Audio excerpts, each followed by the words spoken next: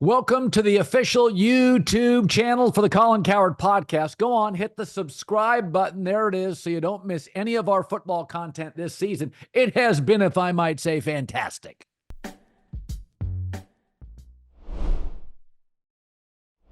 Philadelphia, that place, you can only have, and maybe, who knows, maybe Tampa and Jason Light and Todd Bowles, just a great matchup against the Eagles. I mean, they've kicked their ass twice in the last, 6 games, right? The playoff game and then this one. Yeah.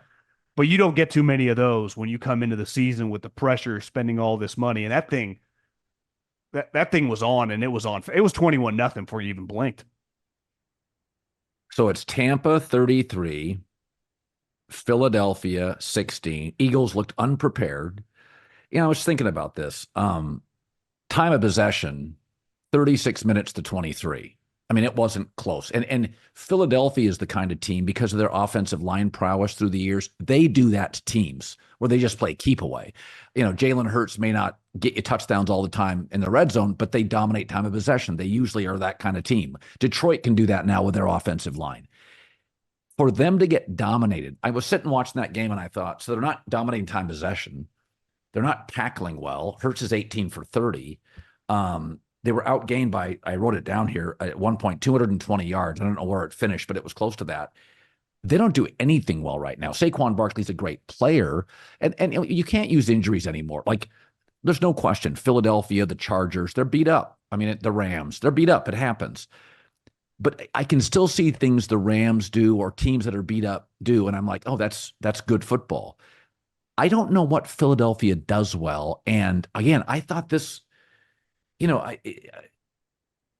Tampa has been mowed over the previous 2 weeks. So we know they're a vulnerable team. We don't think they're playing like the Vikings. Do you think there's any chance? I can't point to anything they do well. Like Eberflus, their defense is pretty damn feisty. He's a defensive coach. Do you think there's any chance Nick gets run in season? I think the Eagles are very hesitant to do that. I mean, who would they have to bump up? Their coordinators, like, they just want those guys to coordinate. And Nick, I don't really know what Nick's doing beside giving the thumbs up to go for it on fourth down. I mean, we know about his rocky relationship with the quarterback. Think about the game we just watched.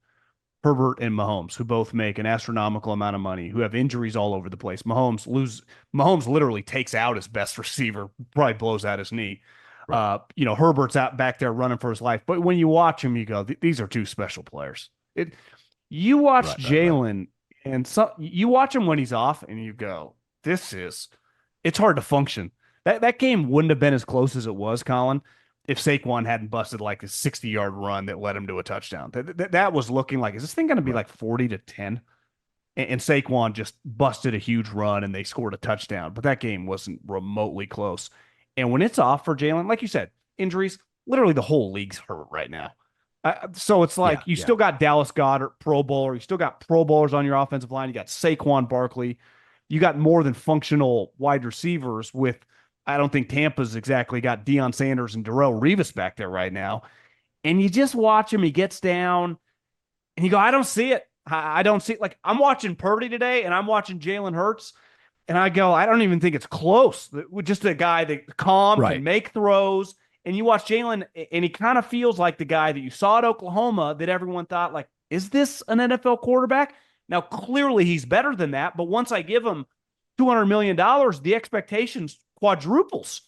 And you watch him and you go, well, I'm watching Baker and I'm watching this guy. It ain't even close. Who's got the better quarterback? Well, I also think here's the reality. Most quarterbacks, Jaden Daniels is getting really, really good coaching. Sam Darnold is not good enough to be really good unless he has an elite coach. I think we can have this opinion on Jalen Hurts. He's simply not talented enough to excel without elite coaching, because when he had it, he was good. Darnold has it, and he's good. Now, there are guys in this league. Brady worked with Charlie Weiss. He can work with Josh McDaniels. He worked with Bruce Arians. He worked with Todd Bowles. Those are a handful of guys. Manning won trophies with, 4 different coaches. But there are players in this league that have talent, but they need a special boss. And I think Jalen, to me, I've gone from thinking he's special to I'm thinking he's potentially special with an elite Shane Steichen. And I think I feel the same way about Darnold. Like if you gave Sam a bad coach in 60 games from now, it wouldn't look this good. Like, how about this? Jalen's closer to Sam Darnold in that he needs absolutely two or three things for it to work. He's talented, but he's not talented enough to overcome mediocre coaching. I think Kellen Moore's a good coach. Now, he was a pocket quarterback. He was around Dak for a long time, who essentially is a pocket quarterback. And last year he worked with Herbert in a pretty chaotic situation with Brandon Staley. I do think it's tough to overcome just this weird Sirianni situation. Like they basically tell him like stay out of the way, but on game day he's still in charge. You ultimately work for him if you're one of these coordinators, but you kind of don't because what's he really telling you to do, especially if you're Fangio? And I think the Eagles tried to I think they thought long and hard last year, clearly, after they got just mollywopped in that wild card game against Tampa about firing him and just hiring Belichick. I think that was a long and hard decision. And a lot of times when you make a long and hard decision, I think you could say this about a personal relationship. You're like, hey, thinking of break up with her. 6 months later, you're like, I probably should have just done it back then. Firing somebody, I think it's the same. And I think you're kind of seeing you're always going to have injuries. But this Sirianni thing is, can you imagine the discussion tomorrow just in Philadelphia? And like these players, the coaches, Howie, they all hear it. It's like no one's like putting their earmuffs on what's going around. It's one of the last cities in America where radio's massive. The local television shows do huge numbers. The Eagles are their Yankees, and you lose. It's football. They got bludgeoned by a team that literally just knocked them out of their playoffs and ruined their season.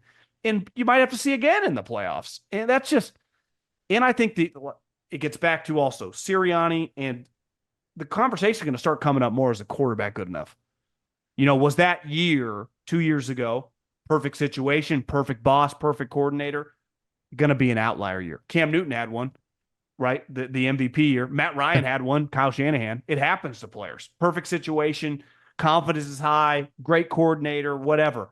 And you look back at the course of their career and you go, yeah, he ended up making $250 million. But how many great seasons did he have? Now, Matt Ryan and Cam Newton, I think are better players than Jalen Hurts. I mean, there's a reason one guy went 1, the other guy went 3. Like Jalen was a second-round pick that most people thought, like, was that a little rich? I thought that. And listen, I've been wrong. I thought he was a running back. And I didn't think he threw the ball well enough. And he still doesn't throw. It's weird. He throws a good deep ball, but he can't. Like you watch Herbert today, doesn't matter where his feet are. That thing is, he can throw a rocket anywhere on the field, all angles. So can Mahomes. Jalen simply can't. If his feet aren't set, if the pocket, the ball like flies, it flutters. It's not a pretty ball, Colin. Yeah, and I think there is a reality. Philadelphia is an organization. It's the only organization in the league, the Eagles, that fire a lot of coaches and move off quarterbacks, but I don't think it's chaotic. Maybe it's because they have good ownership and Howie Roseman, a good GM. But, Carolina mows through coaches, but Philadelphia does too. But they were right on Carson Wentz. I think Jalen's better in the locker room maybe than Carson Wentz. Well, the guys like him so you more, stick with him. Yeah.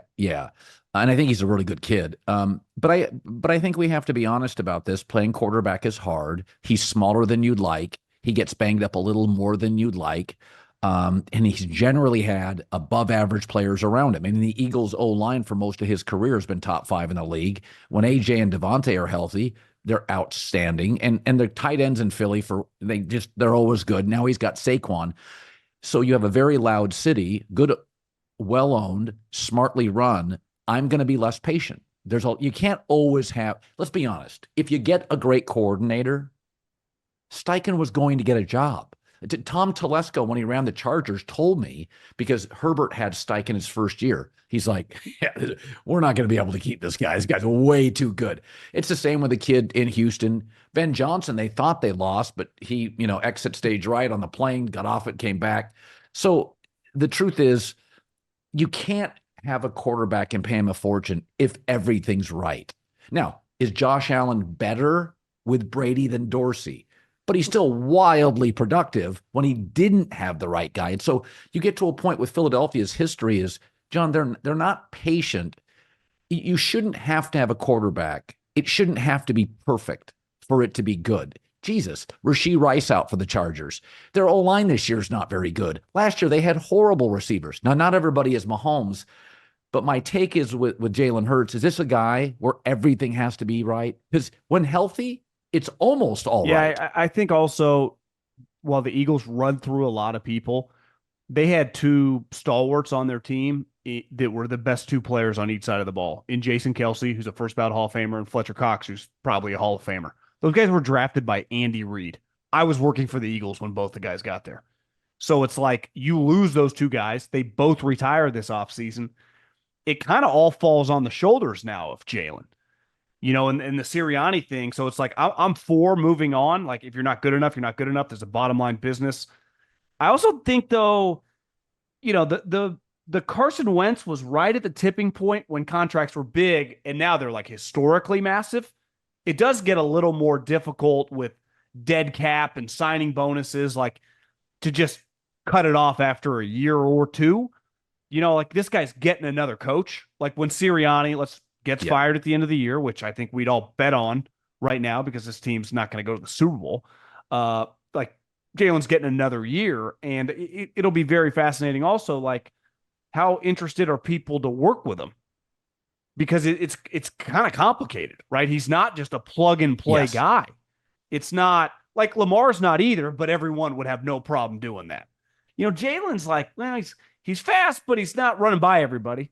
He's got a good arm, but he's a little inaccurate at times and not that confident as a thrower. So it's, is that Belichick and Josh McDaniels written all over you? I don't know. But where else is he going? I mean, I'm looking at Trevor Lawrence barely throwing for 150 yards. Doug Peterson's 0-4. He's going to get ran out of town. They just gave that guy $200 million. I mean, is that just a plug and play job? I don't know at this point. Now for a segment called Making It Look Easy, brought to you by our friends Morgan & Morgan, America's largest injury law firm. Today, Baker Mayfield made it look easy. 2 passing touchdowns, ran for 1, 347 yards, blowout over the Eagles.